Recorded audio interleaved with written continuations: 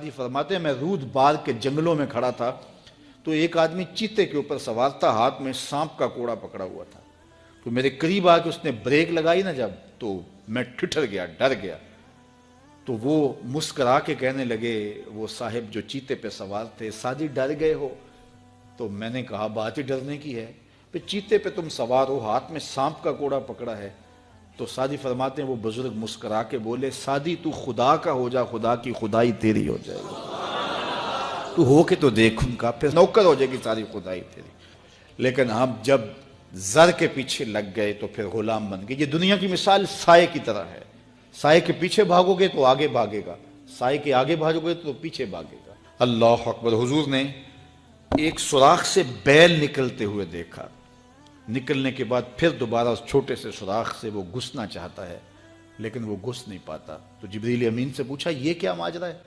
عرض کی یا رسول اللہ صلی اللہ علیہ وسلم، یہ اس شخص کی مثال بیان کی گئی ہے جو زبان سے بڑا بول بول بیٹھتا ہے اور پھر اس کو واپس لینا چاہتا ہے تو وہ نہیں لے پاتا۔ جو آپ بول دیا پھر وہ واپس نہیں ہو سکتا، اس لیے بولنے سے قبل سوچ کے بولنا چاہیے۔ یہ بہت سارے تیر زبانوں کے، کچھ لوگوں کی عادت ہوتی ہے کہ وہ فٹ بول دیتے ہیں، وہ یہ نہیں سوچتے اس سے کسی کا دل دکھ جائے گا۔ اور بعض لوگوں کے رویے یہ ہوتے ہیں کہ سچا بندہ کھرا ہوتا ہے، کڑوا ہوتا ہے تو وہ ہمیشہ ہی کڑوے رہتے ہیں۔ یہ کون سی بات ہے؟ رسول اللہ سے بڑا سچا کوئی نہیں تھا، حضور سے میٹھا کوئی نہیں تھا۔ تو یہ کیا بات ہوئی کہ یہ خیال کر کے کہ میں سچا ہوں اور کڑوا ہوں، ہر وقت زہر اگلتے رہو، لوگوں کی عزتیں اچھالتے رہو، لوگوں کی آبروؤں پہ حملہ کرتے رہو کہ میں سچا ہوں اور سچا بندہ کھڑا ہوتا ہے بات کر دیتا ہے۔ اپنی گفتگو کو کنٹرول میں کرو، کسی کا دل نہ توڑو، کسی کے دل کو اذیت نہ پہنچاؤ، خلق خدا کی بہتری کا سوچو، خود سہ لو اپنے اوپر لیکن کسی کو تکلیف نہ پہنچاؤ۔ اللہ کے محبوب علیہ السلام جب ناراض ہوتے تھے تو اللہ کے محبوب علیہ السلام کے چہرے سے صحابہ پہچانتے تھے کہ حضور غصے میں۔ کوشش حضور کی ہوتی کہ کچھ نہ کہا جائے، اور اگر حضور علیہ السلام کچھ کہنا چاہتے تو پھر آقا کریم علیہ السلام اجتماعی طور پہ کہتے ہیں کہ بعض لوگوں کا یہ خیال ہے ایسا نہیں ہے ایسا ہے، تاکہ اس کو دیکھو کئی لوگ بھرے مجمع میں ایک شخص کو ٹارگٹ کرتے ہیں، ایسا کرنے سے اس کی عزت ہی باقی نہیں رہتی۔ اللہ کے محبوب ایسا نہیں کرتے تھے، جب کسی کو کہنا ہوتا تو بھرے مجمع میں حضور کہنے کی بجائے حضور ایک ویسے بات کرتے کہ بعض لوگ ایسے کرتے ہیں بعض ایسے کرتے ہیں، ایسے نہیں کرنا چاہیے، اور جس کا ماجرا ہوتا وہ سمجھ جاتا۔ تو یہ کوئی بات نہیں ہوتی کہ میں کھرا آدمی ہوں، میں سچا آدمی ہوں، میں لوگوں کے دل چیرتا رہوں، میں لوگوں کے دل پر حملہ آور ہوتا رہوں، لوگوں کے جذبات سے کھیلتا رہوں، لوگوں کو تکلیف اور آزار پہنچاتا رہوں اور خلق خدا کے لیے میں تکلیف کا باعث بن جاؤں صرف اس بات پر کہ میں سچا ہوں۔ پہلی بات یہ ہے کہ یہ تیرا گمان ہے کہ تو سچا ہے اور کھڑا ہے، یہ تو اللہ کو پتا ہے کون کہاں کھڑا ہے۔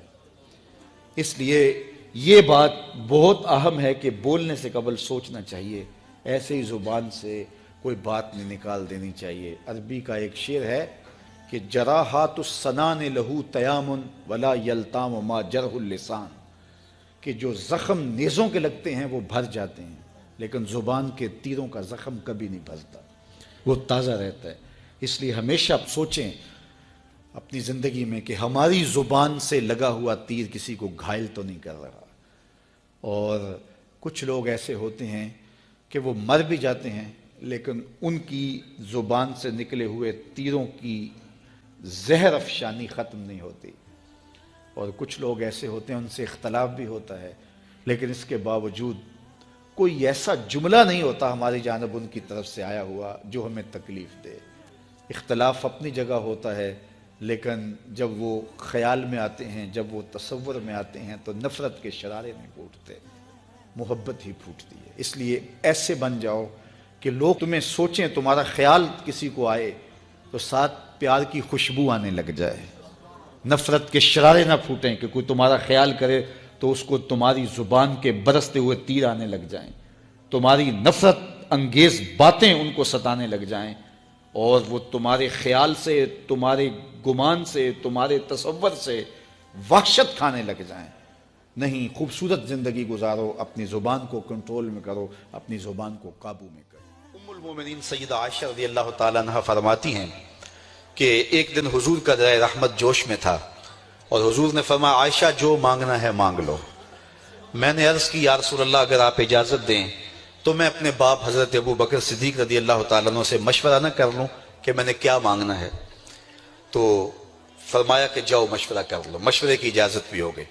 میں اپنے والد گرامی کی خدمت میں حاضر ہوئی اور کہا کہ دریائے رحمت جوش میں ہے اور رحمت کا باڑا برس رہا ہے۔ حضور نے فرمایا عائشہ جو مانگنا ہے مانگ لو، یہ اتنا سنہری موقع ہاتھ آیا ہے تو میں چاہتی ہوں کہ کوئی مانگوں تو اہم شے مانگوں، تو آپ کی خدمت میں حضور سے اجازت پا کے حاضر ہوئی ہوں، مجھے بتایا جائے کہ میں حضور سے کیا مانگوں تاکہ کوئی چھوٹی چیز نہ مانگوں، بڑی چیز مانگوں۔ تو حضرت ابو بکر رضی اللہ تعالیٰ عنہ نے فرمایا کہ بیٹا حضور سے جا کے کہنا کہ معراج کی خلوت خاص میں اللہ نے آپ سے جو راز کی باتیں کی تھی ان باتوں میں سے ایک بات بتا دو۔ مانگا بھی تو علم مانگا، اور عائشہ میرے سے وعدہ کرو جو حضور بتائیں مجھے بھی آ کے بتانا ہے۔ ام المومنین حاضر خدمت ہو گئیں۔ حضور نے پوچھا عائشہ مشورہ ہو گیا؟ کہا جی حضور ہو گیا۔ کہا مانگو کیا مانگتی ہو؟ کہا حضور معراج کی خلوت خاص میں جب اللہ کے حضور حاضر ہوئے تو رب نے آپ سے راز کی باتیں کی تو ان باتوں میں سے ایک بات بتا دیں۔ حضور مسکرا پڑے۔ اس بات پہ مسکرائے ہوں گے میرے یار غار کا انتخاب کیسا ہے، یا اس بات پہ مسکرائے ہوں گے کہ راز کی بات بتا دوں تو راز راز نہ رہا، لیکن وعدہ کیا تھا۔ کہا عائشہ سنو، جب میں قرب خاص میں پہنچا تو میرے مالک نے مجھ سے راز کی جو باتیں کی ان میں سے ایک بات یہ تھی، محبوب تیری امت میں سے کوئی شخص کسی شخص کا ٹوٹا ہوا دل جوڑ دے تو میرے اوپر لازم ہے بغیر حساب کے جنت عطا کروں۔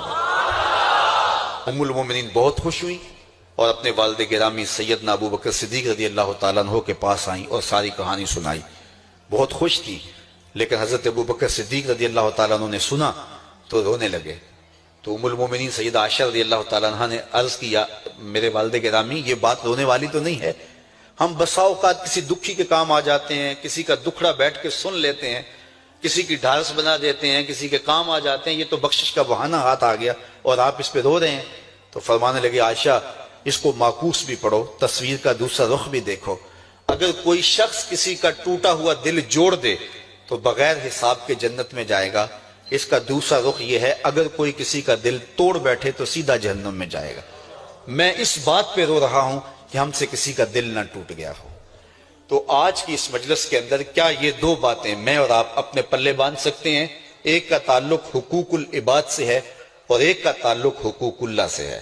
حقوق اللہ میں سب سے اہم چیز نماز ہے اور پہلا سوال قیامت کے دن نماز کا ہی ہوگا۔ بلکہ حضور نے معراج میں جو مختلف مظاہرے دیکھے ان میں ایک چیز یہ بھی دیکھی، کچھ لوگوں کے سر پتھر سے کچلے جا رہے تھے، پھر صحیح ہو جاتے پھر کچلے جاتے۔ جبریل سے پوچھا یہ کون لوگ ہیں؟ تو کہا آپ کی امت کے یہ لوگ وہ لوگ ہیں کہ جن کے سر نماز سے بھاری رہتے تھے۔ نماز کا کہو نہ بے نمازی کو، تو وہ پہلا بہانہ تو یہ لگائے گا کہ میرے کپڑے ٹھیک نہیں ہیں۔ میرے بزرگ فرمایا کرتے تھے تیرے کپڑے کیسے پاک ہو سکتے ہیں، تو رب کے حضور جھکنا نہیں جانتا، آ اس کے حضور جھکنا سیکھ لے، وہ تیرا لباس بھی پاک کر دے گا، تیرا دل بھی پاک کر دے گا۔ تو دوسرا بہانہ یہ ہوتا ہے کہ ہفتے کو شروع کروں گا جی، پہلی تاریخ سے شروع کروں گا۔ یہ وہ بندہ کہہ رہا ہے، ہفتے کا وقت وہ دے رہا ہے جس کے پاس ایک لمحہ بھی اپنا نہیں ہے، جس کو یہ نہیں پتا کہ اٹھنے والا اگلا قدم کہاں ہوگا۔ وہ کہتا ہے انشاءاللہ ہفتے سے شروع کروں گا، فجر سے شروع کروں گا۔